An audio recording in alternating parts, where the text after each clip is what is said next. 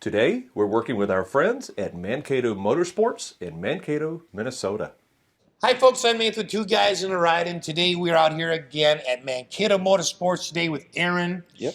Aaron, thanks for taking your time to be with us today. Thanks for coming out. Okay, so let's talk about the hulls underneath, because Manitou's come in a couple of configurations. They do. This is the twin. Now, I should say this is the 2021 Aurora 22-foot LERF twin. Correct. Technically, that's the name of the boat. You got it. Boy, I'm going to sit down after saying I know, all that. that's kind of a tongue twister there. So, talk to us about the twin refers to the two pontoons. Right. Manitou has a tri-tune pontoon or a twin tube, depending on kind of what you're going to use it for, how many people are going to be in it. The one we're in right now is a twin tube, okay. So you just have two tunes underneath it, as opposed to Manitou's V-tune, which is their patent design on their tri-tunes. And the basic difference being this is going to handle and feel much more like a pontoon. Correct. And the tri-hull is going to act much more like a speedboat. Correct. Once you start getting up into like the tri-tunes, you're usually going to power that with a quite a bit bigger motor than you will on a twin tube. Like for instance, this one that we're in is going to have a 90 horsepower Yamaha motor on it. Okay. When you start getting into the tri-tunes, you're usually looking at a 150 and higher horsepower engine. Okay, I think we've got a video coming up, and we haven't already released it, where it's got a 200 horsepower outboard on it. Yep. So, whew, that's a lot of power. Yeah. All right. Yeah, and that's still already in the middle of the road, so it Yeah. goes up from there too. So Kind of makes my 60 horse look a little puny. Right. But, oh well. Okay. You know what? Let's start with the flooring. yeah, the Luna flooring. This has been pretty common over the years. Manitou now has kind of done all their pontoons. Everybody's kind of gone away from the carpet now. Yes. This type of flooring is a lot more popular. You don't have to worry about the staining, the spilling, the boats or the pontoons that sit out on the dock all the time and go through the weather that start to get the moldy carpet. Very easy to clean. What's under this? Is there actually like marine plywood? There is marine ply, and under that is going to be like their aluminum structure underneath Right. the decking. I'm not sure if you got pictures of it yet, but Manitou kind of does their own deal with the decking under there and for how many braces are running across these. But it is marine grade Correct. plywood. Yep. Okay. Let's talk about the seats. First of all, I just personally like the color combination here. I do too. This is one of the newer two-tone seats designs here for 2021 with Manitou, and in my opinion, it kind of is like almost nostalgic to almost like redoing a classic car into like a newer upholstery. Yeah. That's really, I think for me it really pops. I kind of like that two-tone with the tan outside and the white seats. I think it has a really elegant look to it. It does, yeah. Simple lines, elegant. All right. So you've got room for 4 basically, or actually probably 6 people up front. Yeah, If depending you on want if to you got kids or Right. What's it rated for as far as people? This is rated for 10 people. 10 people. Yep. Okay. You've got 2 really nice captain's chairs. Okay. They'll swivel, they'll tilt, they'll pull forward and backwards. Correct. Anything I'm missing? No, I think you got it right there. People seem to like the co-captain's chairs rather than a little bit too much couching. Yeah. Gives you a little variety. It gives you a little variety. It's a little easier, I guess, to have more maneuverability in here rather than a complete swing around. I personally think it's nice just because whoever sits next to the driver may have to do some extra things. Like That's true. lean over and refill the drinks. Right. Probably in charge of the cooler and passing Right. that stuff out too. Right. So you got to have that So you person, gotta have Johnny, that. on the spot. Now you've got 3 doors. You got the front, you got the rear, and then you've got this one right back here. Correct. And, so let's step through to the back. So in the last section, I want to say in the 3rd row. Sure. This is Yeah, a large, we could call it a large-sized 3rd row, SUV yeah. here. So you kind of got the same setup as you do in the front, just in the back. Correct. Yeah, it's kind it- of got like more of an egress backrest in case you just have some 2 people lounging back here versus having 2-3 people sitting on there individually. And you've got storage underneath there, and we'll get to that in a minute. Mhm. You've got a sound system in here, which we'll get to that, but you may notice some speakers underneath.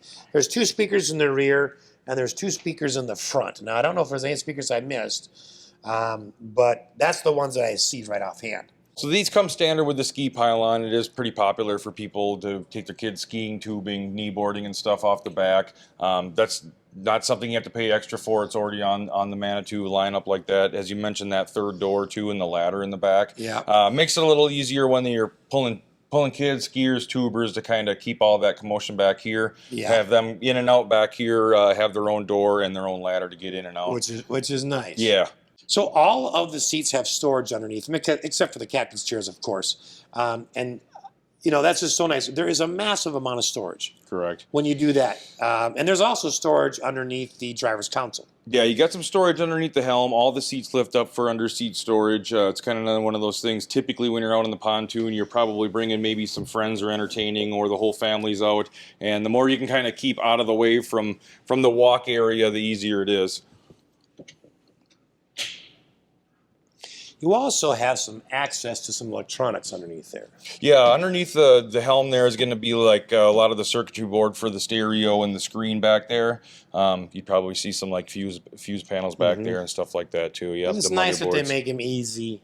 Easy to get to, but not in the way. So talk us through, we've got a Garmin Screen up here.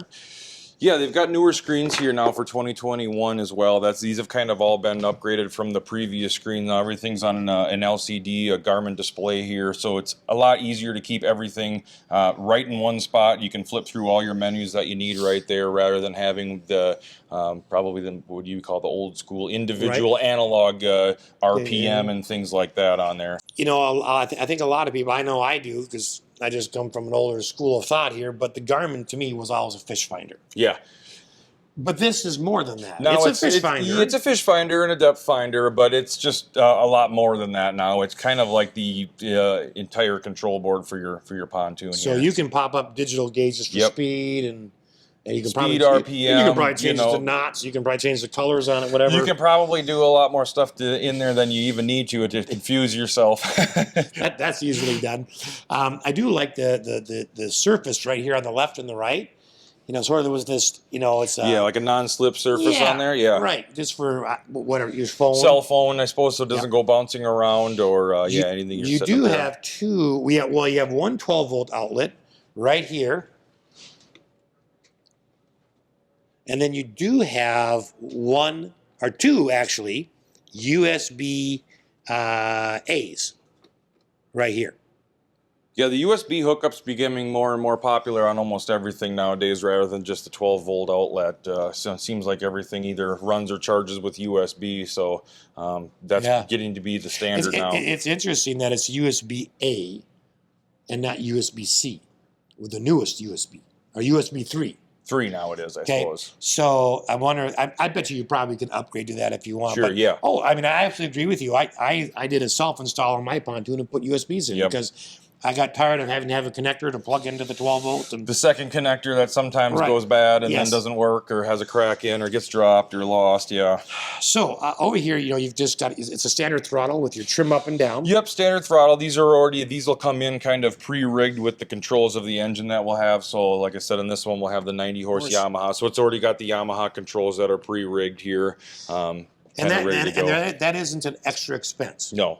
So when someone buys this, they're going to get this, the motor, and all the setup. Yes.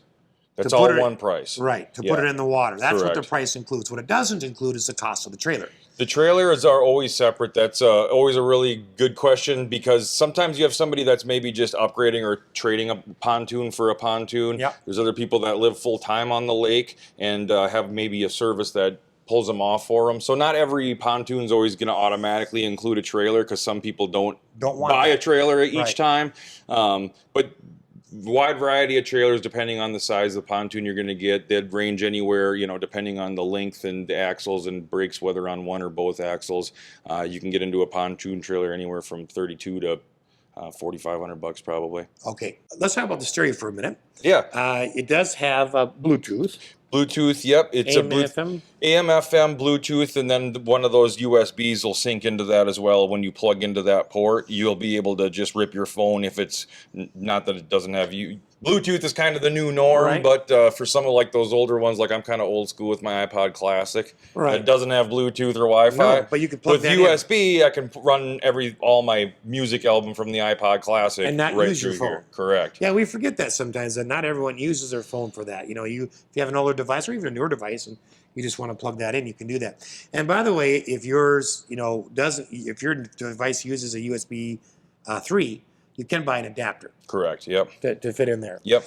All right, talk to us about what these buttons do on the right side of the screen. So the right side of the screen, we would have like the docking lights that you'd put on. There's a horn, obviously. You got to have one of those on a watercraft. The other accessory on this one. Someone's got to announce that it's drink hour. Well, exactly. Okay. The happy hour horn or something, yeah.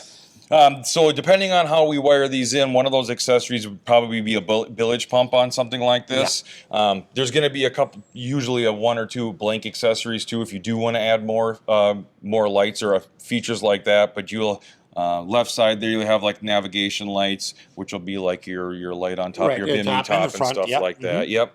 And like I said, a couple extra accessory lights. Yep. Okay. So pretty standard stuff, but really nicely laid out toggle switches. Right. I really like those. That's nice. And then, of course, over on the right, you just have your ignition. Yep. And then the pull switch.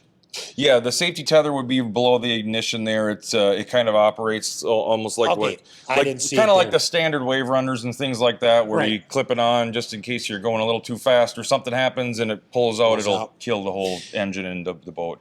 Talk about the steering wheel for a minute. Is it adjustable? Yeah, the adjustable steering wheel can kind of get you at an angle. A lot of times, depending on where you're going or if you are pulling skiers or tubers, a lot of people like to stand for that. So you can raise that up to kind of get a little get a little better angle while you're either standing or sitting at the wheel. Okay.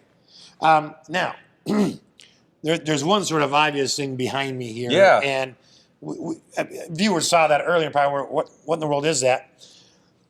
I'd have bet that it was a porta potty. It can be used as that. Consider the changing station. It's gonna need some other accessories. Right, maybe a 5-gallon pail there or something. Yeah, but yes, it can be used for that. It is considered a changing station if you're putting on like a throw over for a swimsuit or there you go, evening ground, depending on where you're all going. Yeah. Well. But this does collapse. It does, yes. That'll collapse down. But this will collapse down. Yep, and then the canvas will just fold into itself and it'll tuck right away out of the way when not in use. That easy? Yeah. Okay. So one there. I'm gonna put you to the test. One there. And then you're I'm not wrecking anything, right? No, you're good. Do that one-handed. Hey, only a little bit sticking. That's not bad for a microphone in one hand. No, that's really good. And then you have, of course, your third door here. Or second door, whichever you want to count it.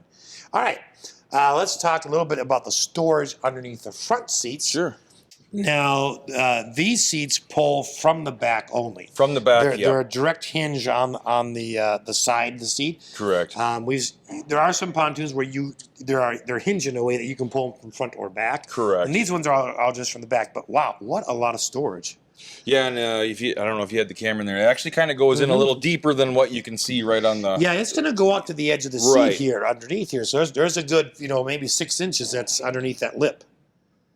Now, this is not built set to be a fishing one, but there's not a live well on this one? Currently. Not on this one. We do have some fishing models available. Those would be considered an angling edition with Manitou, where it would incorporate some rear captain's chairs to actually be fishing out of, and then a live well and rod holders and things like that. And all that stuff. So you can customize it and get that if you want. Yeah, absolutely. Yeah.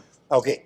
So, Aaron, if people want to buy this boat, because you got your boat show coming up, can they buy this one? Yeah, right here? Absolutely. This would be a model that's here and for sale. We'll have a whole bunch of different models. Our whole order will be continuing to come in here during the spring and the off season here as they build them.